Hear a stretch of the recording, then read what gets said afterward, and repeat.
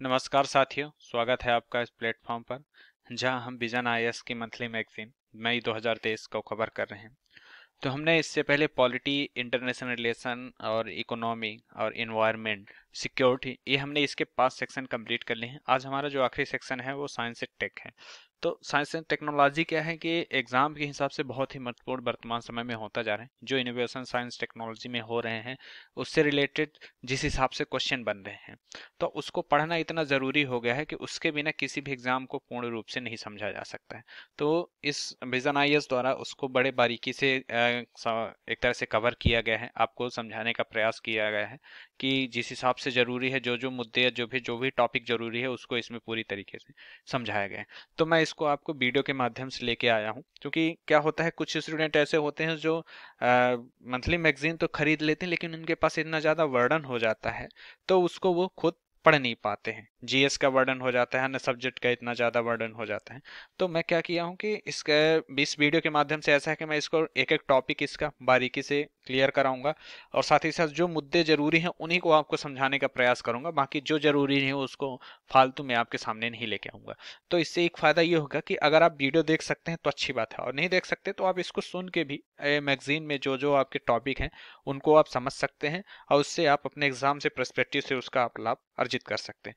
तो आज का जो हमारा टॉपिक है साइंस एंड टेक है। तो चलिए आज के टॉपिक को देखते हैं, इसकी विषय सूची क्या है। साइंस एंड टेक में हमें जो ये हमारा जो है इसमें हम देखेंगे जो इसके मेन जो टॉपिक है।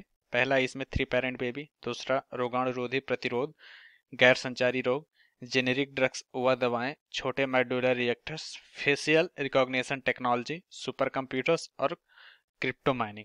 इसके बाद फिर क्या है, संक्षिप्त सुर्खियां, जो मतलब उतना जरूरी नहीं है लेकिन एक तरह से वन लाइनर के रूप में आपको जानना जरूरी है कि हाँ ये भी न्यूज में थे, इनको भी जानना जरूरी है।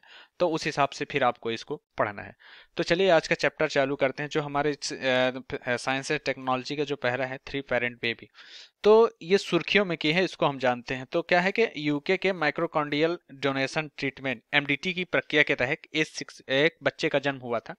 जो बच्चा क्या था वो 3 व्यक्तियों, माता पिता और एक महिला दाता के डीएनए के प्रयोग से किया गया था। तो ये होता है 3 बेबी पेरेंट्स होता है, जिसमें माता होती है, पिता होती है और एक महिला होती है जो दाता के डीएनए का प्रयोग करके एक 3 बच्चे का जन्म हुआ था। तो ये क्या है एमडीटी ट्रीटमेंट क्या होता है, इसके बारे में हम थोड़ा जानेंगे। तो एमडीटी क्या होता है, इन विट्रो फर्टिलाइजर, आईवीएफ की मदद से गर्भधारण हेतु उपयोग की जाने वाली एक तकनीक है। इससे माता पिता के जेनेटिक मटेरियल और एक डोनर के माइक्रोकॉन्डियल मटेरियल का उपयोग किया जाता है।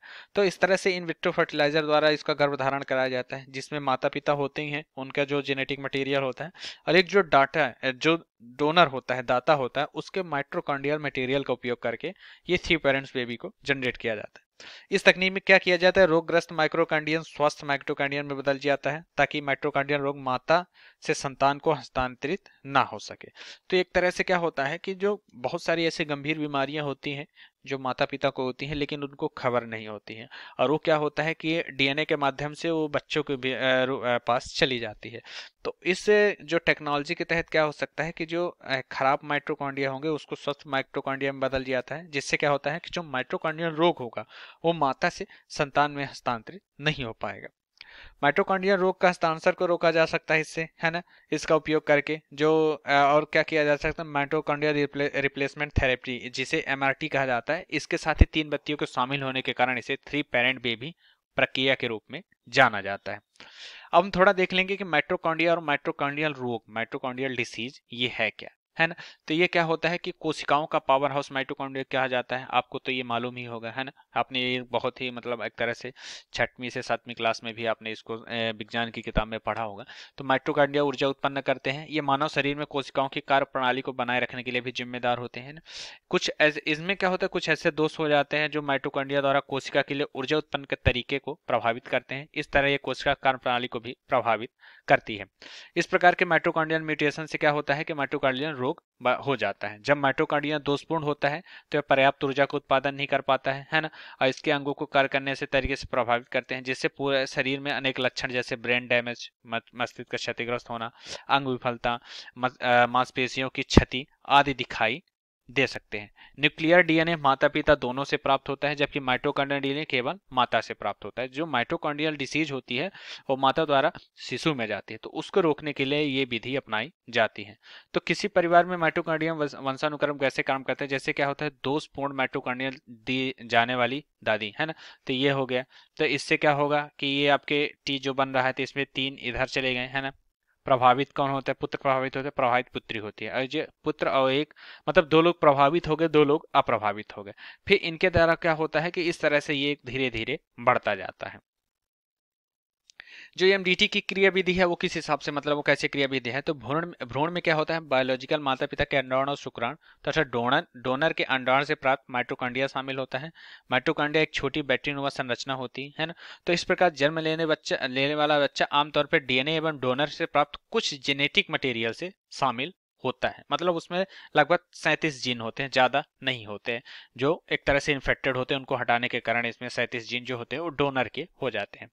तो माइटोकॉन्ड्रियन डोनेशन के प्रयोग से की जाने वाली आम तकनीकों में क्या होता है, मैटरनल स्पिंडल ट्रांसफर और प्रोन्यूक्लियर ट्रांसफर होता है ना। इन दोनों तकनीकों से क्या होता है, न्यूक्लियर जेनेटिक मटेरियल और डोनेट किए गए स्वास्थ्य माइटोकॉन्ड्रिया का उपयोग करके अंडाणु व भ्रूण तैयार किए जाते हैं। तो एमएसटी और पीएनटी दोनों तकनीकों की मदद तैयार करने के लिए भ्रूण में माता पिता का जेनेटिक मटेरियल मौजूद होता है। दोनों तकनीकें समान रूप से दक्ष होती। तो ये आपका हो गया, ये मैटरनल स्पिंडल ट्रांसफर तकनीक है, किस हिसाब से ये कार्य करती। तो ये तकनीक का हो गया कि दाता होती है, दाता का अंडाणु हो गया, स्वस्थ माइटोकॉन्ड्रिया हो गया है ना। रोगी दंपति जो होते हैं उनका रोगी अंडाणु हो गया और असमान माइटोकॉन्ड्रिया। इनके द्वारा क्या किया जाता है कि दाता का डीएनए निकाला जाता है और माता के डीएनए से अंडाणु निकालकर दाता के अंडाणु में डाल दिया जाता है। तो इस तरह इस तकनीक का उपयोग किया जाता है। जो और प्रोन्यूक्लियर ट्रांसफर पीएनटी तकनीक क्या होती है, इसमें भ्रूणों के निर्माण के लिए प्रयोगशाला में अंडाणुओं को शुक्राणु से निषेचित किया जाता है। इसके पश्चात प्रत्येक भ्रूण में न्यूक्लियर जेनेटिक मटेरियल को डोनेट किए गए अंडाणुओं और शुक्राणु का उपयोग करके निर्मित भ्रूणों में स्थानांतरित किया जाता है। तो ये एक तरह से हो गया। अब ये प्रोन्यूक्लियर ट्रांसफर की तकनीक है, किस हिसाब से पीएनटी की कार्य किया जाता है।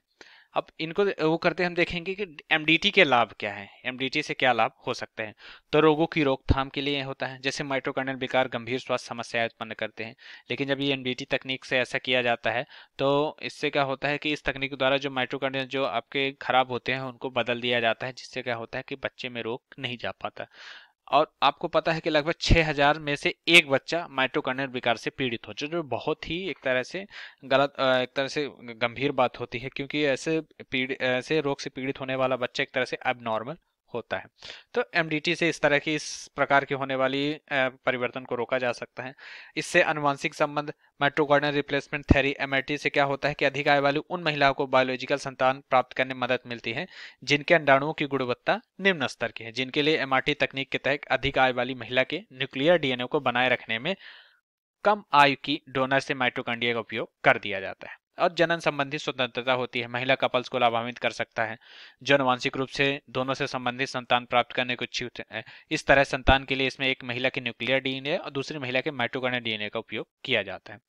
एमडीटी से जुड़ी कुछ चिंताएं भी हैं, मतलब इसके लाभ कुछ, कोई भी एक पक्ष हो जिसका एक पक्ष में आपको अच्छा चीज दिखे लेकिन दूसरे पक्ष में वो खराब भी होते हैं।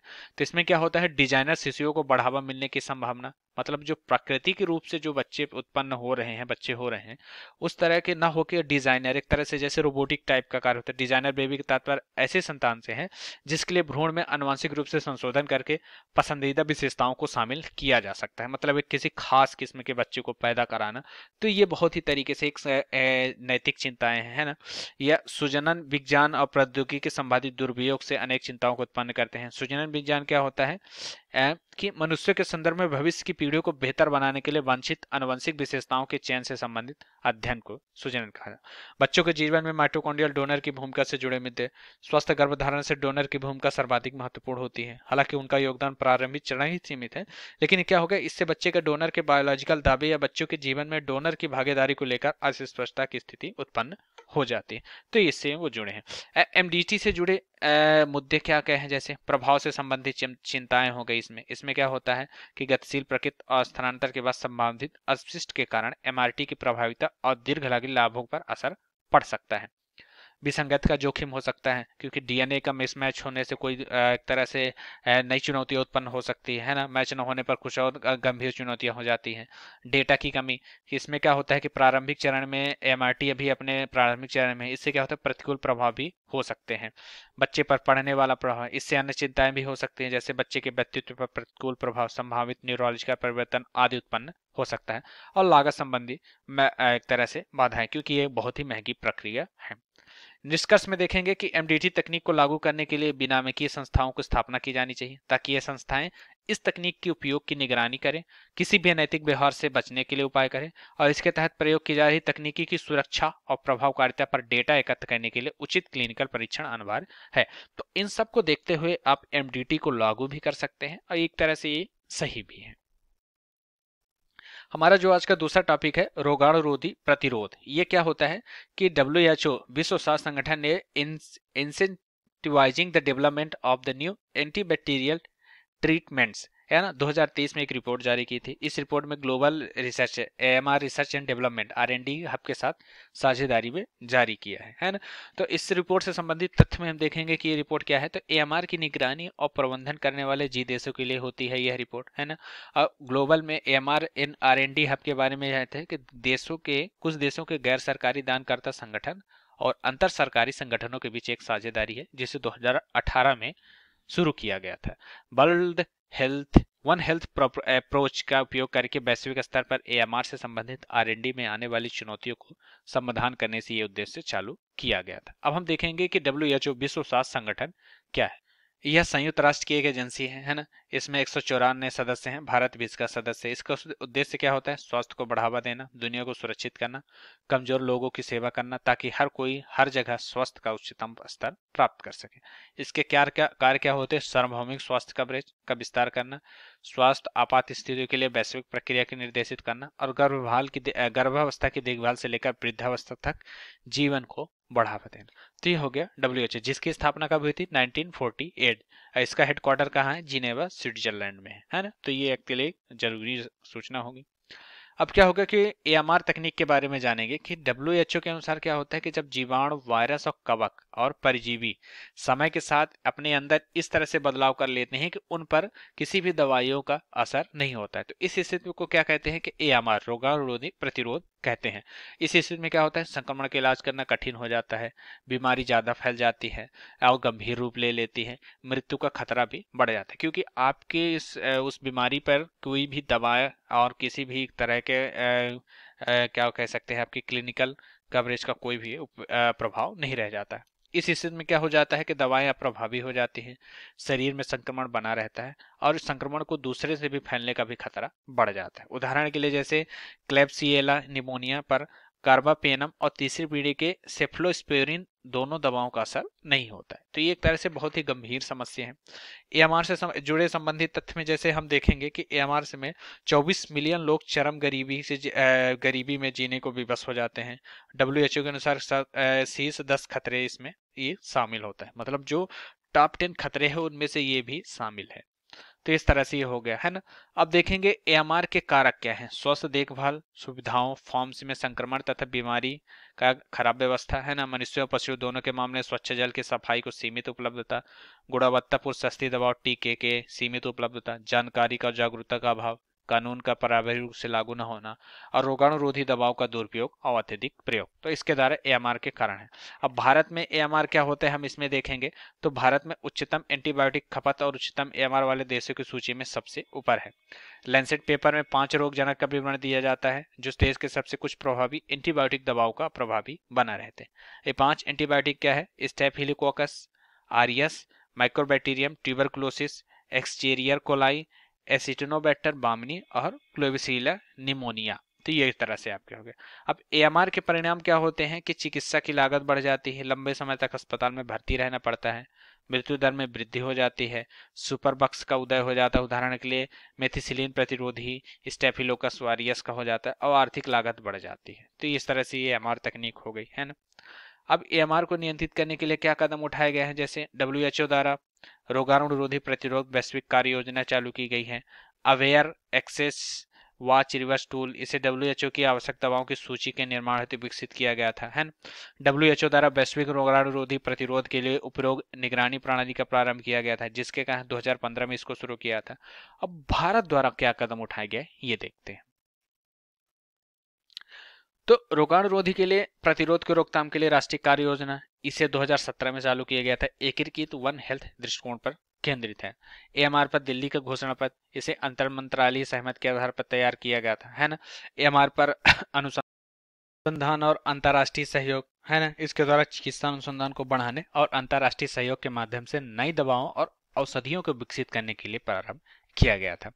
एंटीबायोटिक दवाओं के दुरुपयोग से प्रति जागरूकता बढ़ाना, जिसे 40 फिक्स्ड डोज कॉम्बिनेशन पर प्रतिबंध लगा दिया गया है और एंटीबायोटिक स्टीवर्ड्स प्रोग्राम शुरू किया गया था, है ना।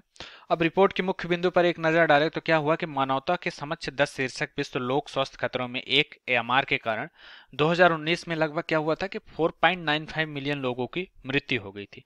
यह HIV एवं मलेरिया से होने वाली मृत्यु से कहीं अधिक है। तो क्या होता है कि HIV से ही आप एक तरह खतरा नहीं है, जो AMR होता है उसके कारण भी बहुत ही ज्यादा ये खतरा है, जिसके कारण आपका संक्रमण नहीं ठीक होता है और ये मृत्यु के कगार पे पहुंच जाते हैं। वैश्विक अर्थव्यवस्था को प्रभावित करने की क्षमता होती है, इससे अंतर्राष्ट्रीय व्यापार प्रभावित होता है ना, जिससे स्वास्थ्य की देखभाल लागत बढ़ जाती है और साथ ही साथ क्या हो 2050 तक वैश्विक अर्थव्यवस्था में 100 ट्रिलियन अमेरिकी डॉलर का नुकसान भी हो सकता है। अपर्याप्त R&D, एंटीबायोटिक प्रतिरोध और वृद्धि और प्रसार को चुनौती से निपटने के लिए नए जीवाणुरोधियों से संबंधित R&D पर अपर्याप्त है ना। नई एंटीबायोटिक विकास के लिए उचित आर्थिक लाभ नहीं मिलता है, जिससे लागत को प्राप्त करने में विफल रहते हैं। अब देखेंगे AMR में वृद्धि के हेतु अन्य उत्तरदायी कारक। अन्य कौन से कारण है जिससे AMR में वृद्धि हो जाए? ट्रिपल प्लेनेटरी क्राइसिस, इसका असर क्या होता है कि वर्तमान में मानव द्वारा सामना किए जा रहे 3 परस्पर संबंधित मुद्दों से। इन मुद्दों में क्या आ जाता है कि जलवायु परिवर्तन, जिससे क्या हो रहा है कि व्यापक प्रतिरोध का कारण बन जाती है, क्योंकि इससे अत्यधिक तापमान दर को प्रोत्साहित करता है, जिस पर जीन एक सूक्ष्म जीव से दूसरे जीव में स्थानांतरित हो जाते हैं। इसके अतिरिक्त जलवायु परिवर्तन के कारण उत्पन्न होने वाली चरम मौसमी दशाएं AMR में होने वाली वृद्धि को रोकने हेतु प्रयुक्त साधनों की विफलता का कारण बन जाती है, जैसे मनुष्य और बीमारी फैलाने वाले सूक्ष्म जीवों के बीच अवरोध के रूप में कार्य करने का सीवर की विफलता। दूसरा क्या है? जैव विविधता का ह्रास और AMR, यहाँ तक कि माइक्रोबियल स्तर पर जैव विविधता का ह्रास रोगाणुओं के प्रतिरोध की क्षमता को विचार कर सकता है। प्रदूषण और AMR, फार्मास्यूटिकल उद्योग, अस्पतालों, मानव अवशिष्ट और कृषि से निकलने वाले अपशिष्टों के कारण कीटाणुओं के दवाओं में संपर्क आने से संभावना बढ़ जाती है। इससे क्या होता है कि इस दवाओं के प्रतिरोध विकसित करने का अधिक अवसर मिल जाता है। कोविड-19 महामारी के दौरान क्या हुआ था कि एंटीबायोटिक दवाओं का व्यापक रूप से उपयोग किया, जिसके कारण महामारी ने AMR के प्रसार को तीव्र कर दिया, क्योंकि एंटीबायोटिक के ज्यादा इस्तेमाल करने से क्या हो रहा है कि लोगों में रोग प्रतिरोधक क्षमता बढ़ जा रही है। मानव उपयोग के लिए पाले जाने वाले पशुओं में एंटीबायोटिक दवाओं का उपयोग, जिससे क्या हो रहा है कि पशुओं के मांस में उपभोग से एंटीबायोटिक दवाओं के उपयोग से समान माना जाता है। अंततः यह AMR का कारण बनता है। अब हमने इसके कारण मुद्दे देख लिए, किन कारणों से फैलता है। अब हम ये देखेंगे कि AMR को नियंत्रित करने वाले में सुझाव, ऐसे कौन कौन से सुझाव हैं जिनको द्वारा AMR को नियंत्रित किया जा सकता है। तो पहला है पर्यावरण संबंधी शासन, योजना निर्माण और विनियामकी ढांचों में सुधार करना। इसके तहत क्या कर सकते हैं कि AMR बढ़ाने वाले प्रदूषकों के पर्यावरण के उत्सर्जन को कम और न्यूनतम करने से, इस संबंधी उपायों को मजबूत करने से कार्यवाही को अपनाया जा सकता है, जिससे क्या होता है कि AMR को नियंत्रित किया जाता है। जैसे स्वीडन ने पहला AMR एम्बेसडर नियुक्त किया था, तो इसके तहत भी ऐसा किया जा सकता है। और दूसरा क्या है? पारदर्शी और जवाबदेह प्रणाली। कहने के तात्पर्य एंटीबायोटिक दवाओं का विवेकपूर्ण उपयोग को सुनिश्चित करना, है ना। तीसरा क्या है? AMR को बढ़ावा देने वाले प्रदूषकों की पहचान करना और उनका निवारण करना। चौथा है रिपोर्टिंग, निरीक्षण और निगरानी में सुधार करना, तो इसके तहत भी ये किया जा सकता है। वित्त पोषण, नवाचार और क्षमता के विकास में प्राथमिकता देना। कहने के तात्पर्य है कि AMR से निपटने के लिए नवाचारी और संधारणीय वित्त पोषण की आवश्यकता है। उदाहरण के जैसे कृषि क्षेत्र में असंधारणीय एवं पर्यावरण को प्रभावित करने वाले सब्सिडियों को खत्म करना, जिससे क्या हो रहा है AMR को नियंत्रित किया जा सकता है। बहुक्षेत्रीय वन हेल्थ रिस्पांस, जिससे क्या हो रहा है कि AMR के जोखिमों के बोझ को कम करने में मदद करेगा, बल्कि ट्रिपल प्लेनेटरी क्राइसिस का समाधान भी करेगा। इससे संबंधित सुर्खियों में जैसे हम देखेंगे कि पादपों में कवक जनित रोग क्या होते हैं कि एक कोशिकीय और बहुकोशिकीय होते हैं, है ना। पादप रोग कवक के कारण उत्पन्न होते हैं, जैसे 2/3 संक्रमण जो पादप में होते हैं इसी के कारण होते हैं। इसमें से व्हाइट और टूरस्ट, स्मट्स, नीडल कस्ट, लीफ फर, फफूंदी, सूटी मोल्ड्स और एंथ्रेकोज फसलों में आप होने वाले ये आपको कॉमन रोग हैं। अब कवच जनित संक्रमण से जुड़ी चिंताओं में क्या होता है कि जलवायु परिवर्तन, बढ़ते तापमान से ध्रुव में फैल रहा है, हाँ, है ना, और जिससे क्या है गेहूं के तने संबंधित रतुआ संक्रमण आमतौर पर उष्णकटिबंधीय देशों में पाया जाता है। हालांकि वर्तमान में ये संक्रमण इंग्लैंड और आयरलैंड में चले गए। उच्च तापमान कवक रोग के लिए नए वेरिएंट के विकास को प्रोत्साहित करते हैं। एकल फसली पद्धति से कवक तेजी से विकसित होते हैं और प्रतिरोध को विकसित करने में समर्थ होते हैं। कृषि में कवक रोधी के उपयोग से होने वाली वृद्धि से कवकनाशी के प्रति अधिक प्रतिरोध रोग जनकों का विकास होता है। और फसलों के लिए कवक जनित रोग खाद्य सुरक्षा के लिए खतरा है। अभी हमारा आज का तीसरा टॉपिक है गैर संचारी रोग। ये क्या है हम ये देखेंगे। तो इससे पहले हम ये देखते हैं कि सुर्खियों में क्या है, चर्चा में क्यों है। तो स्वास्थ्य परिवार कल्याण मंत्रालय ने राष्ट्रीय गैर संचारी रोग रोकथाम और नियंत्रण कार्यक्रम हेतु रणनीतिक परिचालन दिशा निर्देश 2023 से 2023 जारी किया। इस दिशा निर्देश का उद्देश्य क्या है कि एनसीडी का प्रबंधन करना। एनसीडी मतलब नॉन कम्युनिकेबल डिसीज, गैर संचारी रोगों का प्रबंधन करना। इसके दिशा निर्देश जो जारी किए गए हैं, तो जैसे विश्व उच्च रक्तचाप दिवस के अवसर पर G20 के ब्रांडेड कार्यक्रम के तहत एक भाग के रूप में इसको जारी किया गया है, जिसमें क्या बोला गया है कि प्राथमिक तथा माध्यमिक रोकथाम नैदानिक सहायता पर ध्यान देना चाहिए, है ना। कैंसर, मधुमेह, हृदय रोग और स्ट्रोक की रोकथाम एवं नियंत्रण के लिए राष्ट्रीय कार्यक्रम का नाम बदल दिया गया। इसका नाम राष्ट्रीय गैर संचारी रोग रोकथाम और नियंत्रण कार्यक्रम रखा गया। तो ये बहुत जानना जरूरी है कि जो इसके लिए कैंसर, मधुमेह, हृदय रोग के लिए जो स्ट्रोक रोकथाम एवं नियंत्रण के लिए राष्ट्रीय कार्यक्रम का नाम जो था वो बदलकर राष्ट्रीय गैर संचारी रोकथाम और नियंत्रण कार्यक्रम रख दिया गया है। इसमें निम्नलिखित को शामिल किया, जैसे क्रोनिक ऑब्स्ट्रिक प्लेमिनरी डिसीज COPD और अस्थमा, है ना। गैर मादक वसायुक्त यकृत रोग, है ना। प्रधानमंत्री राष्ट्रीय डायलिसिस कार्यक्रम आदि। साथ ही व्यापक प्राथमिक स्वास्थ्य देखभाल पोर्टल का नाम बदलकर राष्ट्रीय एनसीडी पोर्टल कर दिया गया है। इस पोर्टल में क्या होता है कि 30 वर्ष से अधिक आयु वर्ग की आबादी के बीच फैली 5 कॉमन प्राकृतिक प्रति जोखिम आकलन को स्क्रीनिंग को सक्षम बनाना, है ना। जिसमें क्या होता है उच्च रक्तचाप, मधुमेह, मुख, स्तन और सर्वाइकल कैंसर, इनके प्रॉपर जानकारी इकट्ठा करना। गैर संचारी रोगों के बारे में क्या होता है कि 4 प्रकार से होते हैं, जैसे हृदय तथा रक्त वाहिकाओं से संबंधित होते हैं कैंसर, दीर्घकालिक श्वसन रोग, मधुमेह। अन्य प्रकार में उच्च रक्तचाप, डिस्लिपेडियम, मोटापा, मेटाबॉलिक सिंड्रोम, रूमेटोफाइट अर्थराइट्स और सेरेब्रोवास्कुलर रोड डिजेनेटिस और सर्कोपोनिया, कमजोरी, अवसाद, मानसिक हानि और न्यूरो डिजेनरेटिव रोग। गैर संचारी रोग के कारक में क्या होते हैं, अस्वस्थकर आहार जैसे जंक फूड, सुस्त जीवन शैली, फेफड़ों में अधिकांश कैंसर तंबाकू के कारण होते हैं, है ना, शराब के सेवन से। अब व्यवहार संबंधी जोखिम में क्या होता है, कम व्यायाम के कारण, धूम्रपान, अस्वस्थकर आहार, अधिक कैलोरी वाले खाद्य पदार्थ और तनावपूर्ण जीवन, नींद कम लेने से भी गैर संचारी रोग हो जाते हैं। अब एनसीडी के प्रभाव में क्या होता है कि एनसीडी दुनिया में होने वाली मौतों का सबसे बड़ा कारण है। मतलब जितनी भी मौतें हो रही है उनमें सबसे बड़ा कारण होता है नॉन कम्युनिकेबल डिसीज द्वारा। गरीब आबादी के प्रतिशत में वृद्धि होती है। 2050 तक एनसीडी के लगभग 43 ट्रिलियन डॉलर से आर्थिक नुकसान हुआ है।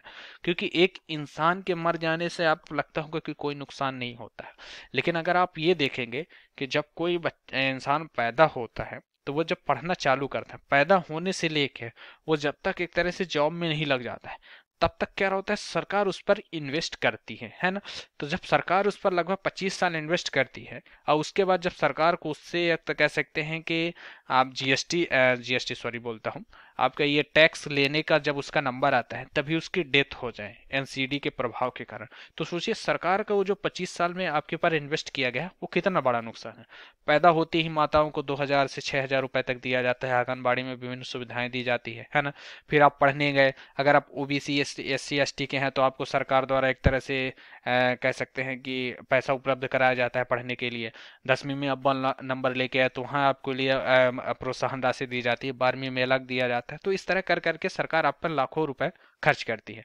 और उसके बाद क्या होता है कि जब आप पढ़ लिख चुके हैं, आपकी डिग्री कंप्लीट हो जाती है, फिर आपको जब सरकार को रिटर्न देने की बारी आती है तभी आपको कुछ हो गया या फिर किसी कारणवश आपकी मृत्यु हो गई, तो सरकार का एक जो 25 साल पे आपका इन्वेस्टमेंट था वो सरकार को नुकसान होता है। तो क्या होता है कि इससे आंकड़ा लगा के आप कह सकते हैं कि लगभग 47 ट्रिलियन डॉलर के आर्थिक नुकसान का अनुमान है। इसीलिए आपने देखा होगा कि अगर आप आत्महत्या की कोशिश करते हैं तो आपके ऊपर वो एक तरह से मुकदमा दायर हो जाता है 302 के तहत। तो ये एक तरह से सरकार का नियम है कि आपके ऊपर जो इन्वेस्टमेंट किया जाए उससे आप सरकार को भी कुछ रिटर्न लेना है, लेकिन अगर आप उस शरीर को आप खत्म करना चाहते हैं तो सरकार आप पर ही केस कर सकती है। तो ये होता है। अब एनसीडी के उपचार के लिए परिवारों पर आर्थिक बोझ बढ़ जाता है। आपको तो पता है, श्रम बल की उपलब्धता और उनके उत्पादन में कमी हो जाती है। अब देखेंगे एनसीडी से जुड़े कुछ आंकड़े। डब्ल्यूएचओ के अनुसार भारत में लगभग कुल 66% मौतें एनसीडी के कारण होती हैं, और डब्ल्यूएचओ की रिपोर्ट के अनुसार 71% मौतें एनसीडी के कारण होती हैं। डब्ल्यूएचओ की रिपोर्ट के अनुसार 2019 में भारत में कार्डियोवैस्कुलर रोग से लगभग 25.66 लाख लोगों की मौत हो गई थी, है ना। डब्ल्यूएचओ के एक रिपोर्ट के अनुसार दीर्घकालिक श्वसन रोग से लगभग 11.46 लाख लोगों की मौत हो गई। तो ये एनसीडी से जुड़े आंकड़े हैं जो भारत को एक तरह से संदर्भित करते हैं, भारत और दुनिया के, कि इनके द्वारा कितनी मौतें हो रही हैं। आजकल के लोगों की बदली हुई जीवन शैली के कारण ये रोग ज्यादातर बढ़ रहे हैं। जैसे आजकल आप बच्चों में भी देख सकते हैं, 13 से 14 साल के बच्चों को भी हार्ट अटैक आ रहा है ना। कैंसर संबंधी कई बीमारियां हो रही हैं, और ये एड्स और इस तरह के गैर संचारी रोग बढ़ रहे हैं। तो ये बहुत ही एक तरह से चिंताजनक बात है, क्योंकि इससे राज्य को बहुत नुकसान होता है, राज्य की आमदनी में बहुत ज्यादा नुकसान होता है। और साथ ही साथ उन माँ बाप का क्या गुजरता होगा जिन्होंने आपको एक तरह से 14 साल 25 साल आपके पीछे खर्च किया है, दिन रात मेहनत की है। जब उनको आपसे कुछ मिलने की उम्मीद होती है तभी आपको कुछ नुकसान होगा। तो इस तरह से ये ध्यान देने योग्य बात है कि आप व्यायाम करें, है ना, समय से जागे, समय से सोएं, ये बाजार के फूड ना खाएं ज़्यादा, और अपने आप को स्वस्थ रखने में हेल्प करें। अब ये हो गया गैर संचारी और संचारी रोग में अंतर, तो ये उतना जरूरी नहीं है, आप इसको देख सकते हैं अपने हिसाब से। दूसरा क्या है, भारत में एनसीडी से निपटने से आने वाली चुनौती, मतलब ऐसे कौन से कारण है जिसके कारण एनसीडी के जो है वो बढ़ रहा है, उसके कारण मौतें ज्यादा हो रही हैं। प्रशिक्षित मानव संसाधन की कमी, जैसे मैंने आपको बताया कि लोगों में अवेयरनेस नहीं है ना, और डॉक्टर की उपलब्धता कम है ना। तो इसके कारण क्या हो रहा है कि ये एक तरह से मानव संसाधन की कमी के कारण एनसीडी से होने वाली मौतें बढ़ रही हैं। कम बजट आवंटन, उदाहरण के लिए केंद्रीय बजट में एनसीडी से नियंत्रण के लिए 289 करोड़ तक की कटौती की गई, जबकि पिछले वर्ष 2000 करीब 500 करोड़ रुपए खर्च किए गए थे। अकुशल व अनुपयुक्त कार्यान्वयन योजनाएं, जैसे व्यापक सूचना पूल एवं प्रबंधन सूचना प्रणाली का अभाव है, जिसके कारण क्या होता है कि लोगों को अवेयरनेस नहीं है कि हमें भी ये बीमारी हो सकती है, या फिर समय रहते आपको एनसीडी से जुड़ी बीमारियों की जांच करानी चाहिए। जैसे आपको एक तरह से मधुमेह रोग होने वाला है, तो एक तरह से अगर आप साल भर में एक बार चेकअप करा सकते हैं, अगर इसके प्रति आप अवेयर हैं, तो आप क्या हो सकता है कि जरूरी नहीं है कि आपको होगा, या फिर जरूरी नहीं है कि आपको नहीं हो सकता है, पर अगर आप पहली स्टेज में उसको पता कर लिए तो ऐसे रोगों को जड़ से खत्म किया जा सकता है, तो बढ़ने से पहले खत्म किया जा सकता है। तो क्या होता है कि बहुत आप कह सकते हैं कि प्रशिक्षित मानव संसाधन की कमी, आपको नॉलेज की कमी होने के कारण ये रोग बढ़ते हैं। दवाइयों को सही तरीके से नहीं लेना, कि जैसे कुल रोगियों को आधे रोगी डॉक्टर की सलाह से अपना उपचार नहीं करते। जैसे आप बीमार होते हैं तो कुछ नहीं करते, जाते हैं पैरासीटामोल लेके आके खा लेते हैं। अब वो पैरासीटामोल कितने एमजी की है, आपको कितने एमजी जरूरी है, वो भी एक तरह से होता है। आपको पता चला 250 एमजी में आपका काम हो जाए, है ना, आप खा रहे हैं 500 एमजी। अब 500 एमजी जब आपके शरीर को आदत लग गई तो अगली बार जब आप बीमार होंगे तो उस 500 एमजी से आपके शरीर को कुछ नहीं होने वाला, क्योंकि आपके शरीर को 500 एमजी की आदत हो चुकी है। तो इस तरह से ये दवाओं का सही तरीके से ना लेने से एनसीडी से चुनौतियों से नहीं निपटा जा रहा है। और वर्तमान समय में जैसे तो आपको पता है बदलती जीवन शैली सुस्त होने के कारण, साथ ही अस्वास्थ्यकर खाद्य पदार्थ जैसे आप खा रहे हैं, जंक फूड खा रहे हैं, और उद्योग में आक्रामक मार्केटिंग रणनीतियों से प्रेरित होकर, तो इस शराब उद्योग के कारण भी इसका लाभ हो रहा है। अब देखेंगे एनसीडी पर अंकुश लगाने के लिए भारत के द्वारा की गए पहले, जैसे NPCDCS 2010 में राष्ट्रीय स्वास्थ्य मिशन शुरू किया गया था। राष्ट्रीय कार्य योजना बनाई गई, जिससे तहत एनसीडी के रोकथाम नियंत्रण के लिए डब्ल्यूएचओ की वैश्विक कार्य योजना चालू की, जो 2013 से 2020 के लिए शुरू किया गया, जिसका उद्देश्य था असामयिक मौतों की संख्या को 2025 तक 25% तक कमी करना। निवारक कदम, है ना, आयुष्मान भारत के तहत हेल्थ वेलनेस सेंटर योजना के तहत प्राथमिक स्वास्थ्य देखभाल की सुविधा उपलब्ध कराई जा रही है। स्वस्थ आहार फसाई द्वारा चलाए जा रहे ईट राइट इंडिया अभियान की सहायता से स्वस्थ भोजन को बढ़ावा दिया जा रहा है। यह स्वस्थ आहार को विकसित करने एनसीडी की संभावना को कम करेगा। तो ये एक तरह से हो गया। और दूसरा क्या है, शारीरिक गतिविधियां, फिट इंडिया अभियान चलाया जा रहा है। केंद्रीय बजट में आउटकम आधारित बजट भी चालू किया, जिससे उच्च रक्तचाप मधुमेह के उपचार की निगरानी के लिए परिणाम आधारित संकेतकों का प्रयोग किया जा रहा है, जिससे रक्तचाप और उच्च मधुमेह जैसे जुड़े दवाओं के लिए भी सरकार का प्रतिबद्धता को दर्शाता है। एनसीडी की रोकथाम हेतु सुझाव, तो इसमें हम क्या देखेंगे कि एनसीडी के रोकथाम हेतु क्या क्या सुझाव दिए, जैसे बहुहितधारक दृष्टिकोण अपनाना, उदाहरण के लिए नागरिक समाज जागरूकता बढ़ाने तथा लोगों के स्वस्थ जीवन शैली के बारे में शिक्षित करना, है ना। स्वास्थ्य सेवा तक पहुंच में सुधार करना, इसमें क्या होता है कि किफायती दवाओं के साथ आवश्यक चिकित्सा सुविधाओं को गुणवत्तापूर्ण चिकित्सा सुविधाओं में सुधार लाना और साथ ही साथ प्रभावी ढंग से इलाज करने में मदद करना। समुदायों को शामिल करना, कहने का तात्पर्य ऐसा है कि एनसीडी के रोकथाम के लिए प्रबंधन में समुदायों को शामिल किया जाना चाहिए, जो प्रभावी तरीके से जागरूकता बढ़ाने और अच्छी स्वस्थ जीवन शैली को बढ़ावा देने की प्रक्रिया में आसान बनाते हैं। और तीसरा है प्रभावी नीतियों के विनियमों को लागू करना, ऐसी नीतियां और नियमों को लागू करना जो तंबाकू एवं शराब के उपयोग रहित एनसीडी के जोखिम कम करने को सीमित करती हो। ये नियम बीमारियों के लिए कारागार हो सकते हैं, जैसे उदाहरण के लिए तंबाकू और शराब उत्पादों पर कर की दर बढ़ा देना, है ना। और क्या है, निजी क्षेत्र की भागीदारी सुनिश्चित करना, क्षेत्रीय सहयोग को बढ़ावा देना, एनसीडी के रोकथाम पर ध्यान देना चाहिए। रोकथाम के लिए अधिक से अधिक प्रयास किए जाने चाहिए। इसमें अच्छा भोजन, व्यायाम और अन्य कल्याणकारी गतिविधियों की सहायता से जीवन शैली में बदलाव शामिल है। तो इन सब बातों को ध्यान में रखते हुए एनसीडी जो एक तरह से लगातार फैल रही है अपने देश में, विश्व में, उसको रोका जा सकता है। आज का जो हमारा चौथा टॉपिक है वो है जेनेरिक ड्रग्स। ये क्या है, इससे पहले हम देखेंगे कि सुर्खियों में क्या है। तो क्या है, स्वास्थ्य एवं परिवार कल्याण मंत्रालय ने सभी डॉक्टर्स को केवल जेनेरिक दवाएं लिखने के लिए अलर्ट जारी किया है। यह अलर्ट केंद्र सरकार के अस्पतालों सीजीएसएच के तहत स्थापित आरोग्य केंद्रों पॉलीक्लिनिक के लिए सभी डॉक्टरों के लिए जारी किया गया है ना। तो जेनेरिक दवाएं क्या होती है अब हम ये देखेंगे। तो ये क्या होता है कि एक तरह से कह सकते हैं कि अब जो दवाएं बाजार में मिलती हैं किसी महत्वपूर्ण कंपनी, जो ब्रांडेड कंपनियों की होती है, ये उनके समान होते हैं।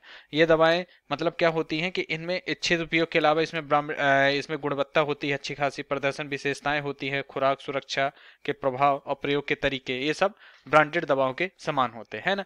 ब्रांडेड ये सब उसी तरह से कार्य करती हैं, उसी तरह से चिकित्सीय लाभ भी प्रदान करती हैं, जिस हिसाब से महत्वपूर्ण जो दवाइयां हैं जो काम करती हैं।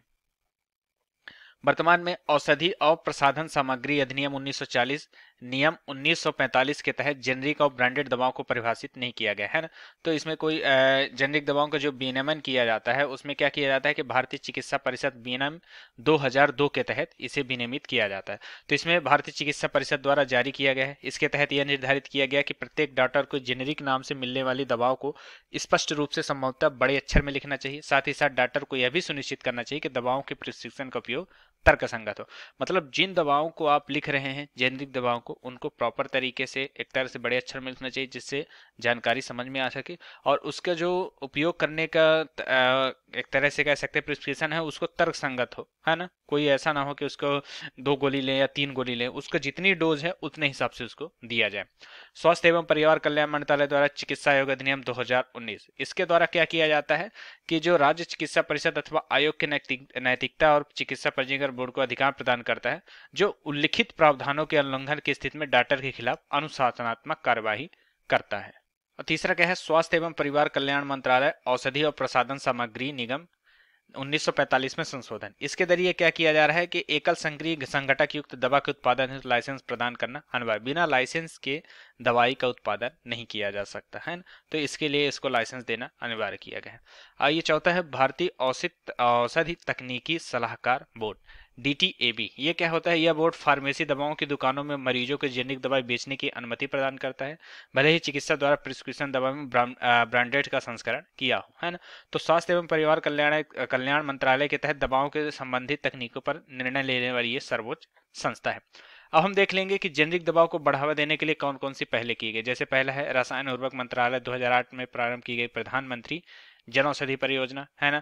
दूसरा है स्वास्थ्य एवं परिवार कल्याण मंत्रालय द्वारा 2008 में प्रारंभ किया गया राष्ट्रीय स्वास्थ्य मिशन।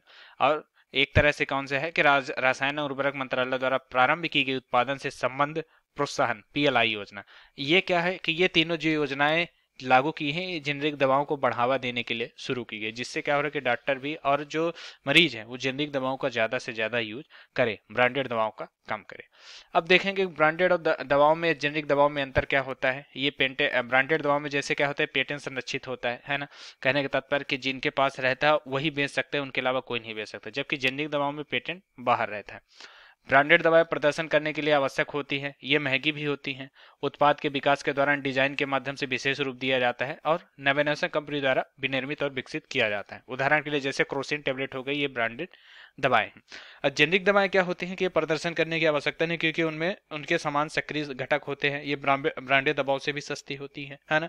ब्रांडेड दवाओं की तुलना में अलग रूप अनिवार्य होता है। कई फार्मास्यूटिकल उद्योग निर्माण करते हैं, जैसे आप समझ सकते हैं इसके बारे में, उदाहरण के तौर पर पैरासीटामोल। ये होती है ब्रांडेड दवाओं और जेनरिक दवाओं में अंतर। अब देखेंगे जेनरिक दवाओं को बढ़ावा देने के क्या क्या कारण है। ऐसे क्या कारण है जो जेनरिक दवाओं को बढ़ावा देना है। सबसे पहला ये है कि लोगों को आसानी से मिल सकती है, मतलब गरीब से गरीब लोग भी इसे आसानी से खरीद सकते हैं, है ना। तो इसके लिए ये सस्ती दवाएं हैं। जो क्या होता है, ब्रांडेड दवाओं से बहुत कम होती है इनकी कीमत, और ये चिकित्सीय प्रभाव इनका समान होता है ना। जैसे अगर आर्थिक सर्वेक्षण के 2022-23 के अनुसार भारत का कुल स्वास्थ्य व्यय लगभग 48.2% था, है ना। और जबकि कुल स्वास्थ्य का व्यय का करीब 20 से 30% हिस्सा जो आता है वो दवाओं पर खर्च होता है। अब जेनरिक दवाओं को बढ़ावा देने के कारण में दूसरा कारण है प्रतिस्पर्धा में वृद्धि। क्या होता है कि जेनरिक दवाओं को जब मंजूरी प्रदान की जाती है तो इससे बाजार में प्रतिस्पर्धा उत्पन्न हो जाती है तथा आमतौर पर अधिक विकल्प उपलब्ध हो जाते हैं, जिससे क्या होता है कि लोग महंगी दवाओं के ज्यादा जेनरिक दवाएं या फिर जो असरदारक दवाएं हो उनको लेना ज्यादा उचित समझते हैं। और क्या होता है कि जो महंगी दवाएं हैं उनका भी वजन कम, एक तरह से वजन सॉरी, उनका भी प्राइस कम हो जाता है मार्केट में। वृद्धजनों की आबादी में वृद्धि और आय से बढ़ने वाली इस अन्य बीमारियों को जेनरिक दवाओं से बढ़ाने से वृद्ध लोगों की आवश्यक दवाओं को आसान पहुंचाया जा सकता है तथा इससे उपलब्धता में सुधार भी होता है। फार्मास्यूटिकल क्षेत्र का विकास। मेक इन इंडिया पहल के तहत सरकार फार्मास्यूटिकल क्षेत्र को बढ़ावा दे रही है।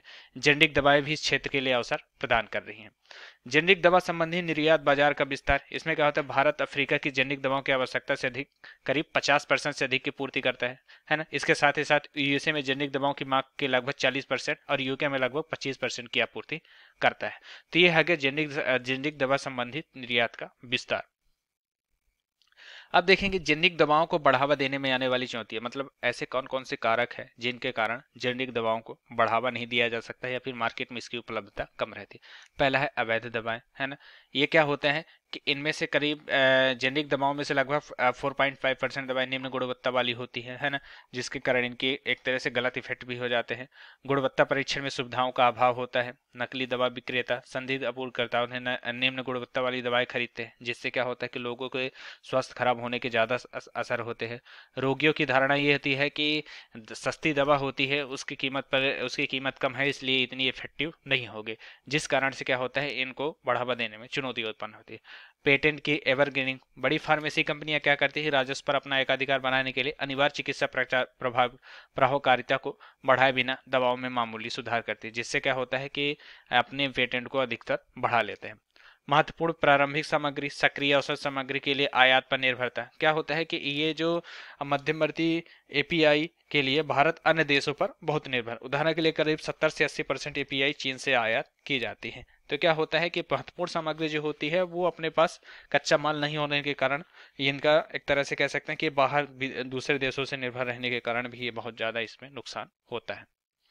अब क्या देखेंगे कि इसको कैसे सुधारा जा सकता है, आगे की राह में देखेंगे। सर्वहितधारक अप्रोच।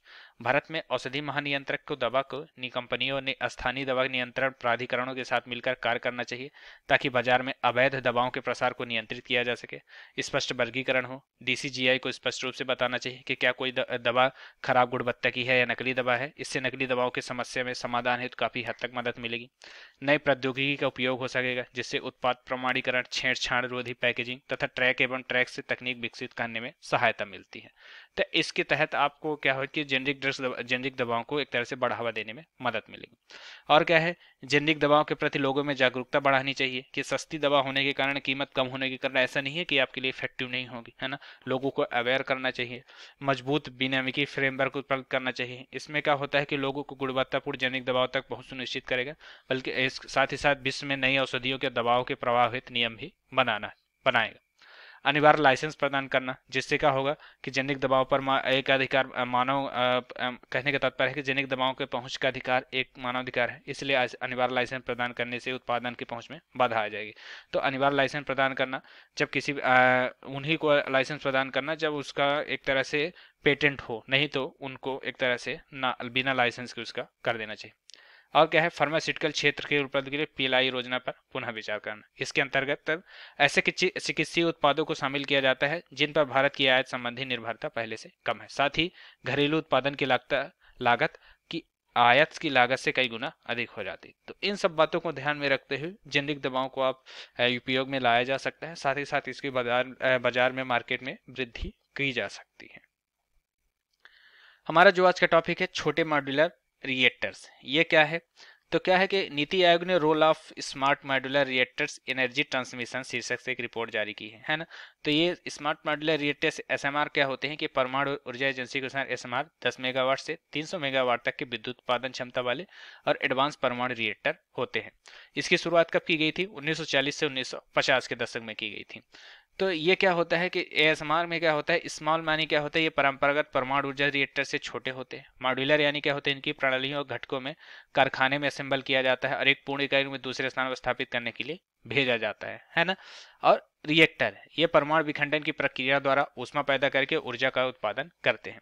जब कोई न्यूट्रॉन किसी भारी परमाणु से टकराता है तो उसे दो हल्के परमाणुओं में तोड़ देता है, तो इसे विखंडन कहते हैं। विखंडन की इस क्रिया में अतिरिक्त न्यूट्रॉन भी मुक्त होते हैं जो एक श्रृंखला अभिक्रिया के शुरू करते हैं।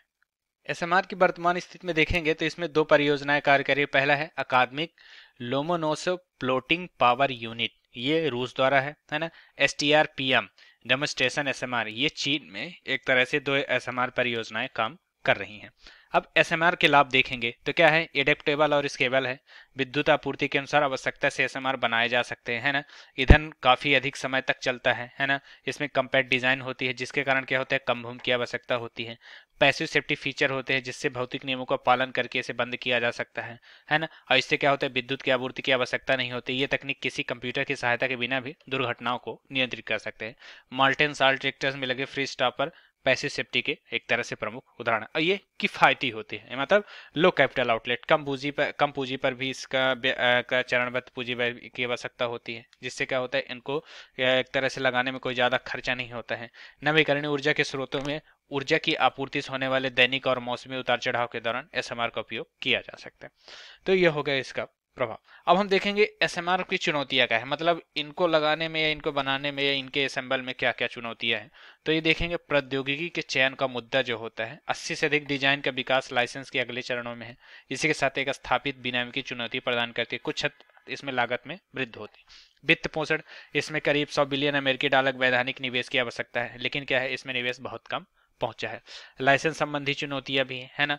आपूर्ति श्रृंखला से मुद्दे हैं, इकोनॉमी ऑफ स्केल का लाभ उठाने के संबंध में एसएमआर उद्योग की आपूर्ति के श्रृंखलाओं में तालमेल स्थापित करने की आवश्यकता पड़ जाती है। इस प्रकार मामला विमानन उद्योग में देखा गया है। क्या है, सुरक्षा संबंधी चुनौतियां। तो क्या होता है, अधिकांश देशों में एसएमआर तकनीकों के लिए अंतर्राष्ट्रीय सुरक्षा उपायों को लागू करने की आवश्यकता होगी। इसके लिए अनिवार्य रूप से संबंधित सरकारों और उद्योग को आपस में सहयोग करना होगा। भंडारण और निपटान, एसएमआर में उपयोग के लिए ईंधन रोधी रेडियोधर्मी अपशिष्ट भी पैदा होते हैं, अतः इस अपशिष्ट का भंडारण और निपटान करने सुविधाओं को आवश्यकता होती है। अब है इंटरनेशनल न्यूक्लियर लायबिलिटी कन्वेंशन। ये क्या होता है कि Vienna convention of civil liability for nuclear damage 1963 में लागू किया गया था, जो इंटरनेशनल कन्वेंशन है न्यूक्लियर के लिए। Convention of supplement compensation for nuclear damage 1997 है ना। Paris convention on third party liability in the field of nuclear energy 1960 है ना। और वियना कन्वेंशन पेरिस कन्वेंशन के प्रावधानों को आगे बढ़ाने से 1958 का जॉइंट प्रोटोकॉल है ना। पेरिस कन्वेंशन के लिए 1963 में ब्रुसेल्स में सप्लीमेंट्री कन्वेंशन लागू किया गया। तो ये क्या हो गया आपका, एक तरह से कह सकते हैं कि आपके इंटरनेशनल न्यूक्लियर लायबिलिटी कन्वेंशन है ना। इसके तहत एक तरह से एसएमआर को बढ़ावा देने के लिए, फिर इनको एक तरह से प्रतिबद्धता के साथ आगे बढ़ाने के लिए ये एक तरह से नियम कार्य करते हैं। अब एसएमआर को अपनाने के लिए आगे की राह में क्या किया जाना चाहिए कि विनियामक फ्रेमवर्क को अपडेट करते रहना चाहिए। प्रौद्योगिकी और डिजाइनिंग को अनुमति देने के लिए परमाणु विनाकर फ्रेमवर्क व्यापक होना चाहिए, है ना।